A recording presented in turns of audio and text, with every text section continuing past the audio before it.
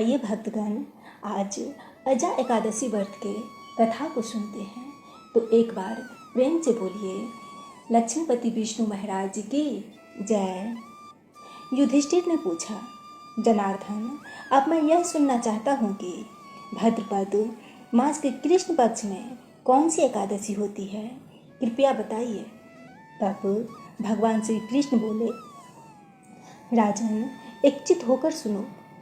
भाद्रपद मास के कृष्ण पक्ष की एकादशी का नाम अजा है। वह सब पापों को नाश करने वाली बताई गई है। भगवान श्री केश का पूजन करके जो इसका व्रत करता है उनके सारे पाप नष्ट हो जाते हैं। पूर्व काल में हरिश्चंद्र नाम का एक विख्यात चक्रवर्ती राजा हो गए थे, जो समस्त भूमंडल के स्वामी और सत्य प्रतिज्ञा थे। एक समय किसी कर्म का फल भोग प्राप्त होने पर उन्हें राज्य से भ्रष्ट होना पड़ा। राजा ने अपनी पत्नी और पुत्र को बेच दिया, फिर अपने को भी बेच दिया। पुण्य आत्मा होते हुए भी उन्हें चंडाल की दासी करनी पड़ी। वे मुर्दों का कफन लिया करते थे। इतने पर भी नृपश्रेष्ठ हरिश्चंद्र सत्य से विचलित नहीं हुए। इस प्रकार चंडाल की दास्ता करते हुए उनके अनेकों वर्ष व्यतीत हो गए। इससे राजा को बड़ी चिंता हुई। वे अत्यंत दुखी होकर सोचने लगे, क्या करूं, कहाँ जाऊं, कैसे मेरा उद्धार होगा। इस प्रकार चिंता करते करते वे शोक के समुद्र में डूब गए।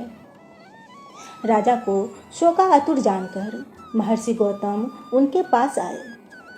श्रेष्ठ ब्राह्मणों को अपने पास आया हुआ देखकर नृपश्रेष्ठ ने उनके चरण में प्रणाम किया और दोनों हाथ जोड़कर गौतम के सामने खड़े होकर अपना सारा दुखमय समाचार कह सुनाया।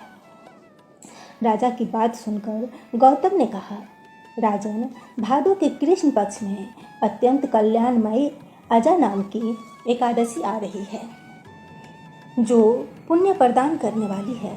इसका व्रत करो, इससे पाप का अंत होगा। तुम्हारे भाग्य से आज के 7वें दिन एकादशी है। उस दिन उपवास करके रात में जागरण करना। ऐसा कहकर महर्षि गौतम अंतर्ध्यान हो गए। मुनि के बात सुनकर राजा हरिश्चंद्र ने उस उत्तम व्रत का अनुष्ठान किया। उस व्रत के प्रभाव से राजा के सारे दुखों से पार हो गए। उन्हें पत्नी पुनः प्राप्त हुई और पुत्र का जीवन मिल गया। आकाश में द्वंद्व बजने लगी।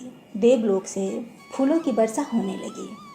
एकादशी व्रत के प्रभाव से राजा को निष्कंठ राज्य के प्राप्ति हुआ और अंत में वे पुरजनों तथा परिजनों के साथ स्वर्ग लोक को प्राप्त हो गए। राजा युधिष्ठिर, जो मनुष्य ये व्रत करते हैं ये सब पापों से मुक्त होकर स्वर्ग लोक में जाते हैं।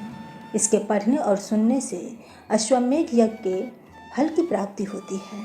इसी के साथ अजा एकादशी व्रत की कथा समाप्त हुई।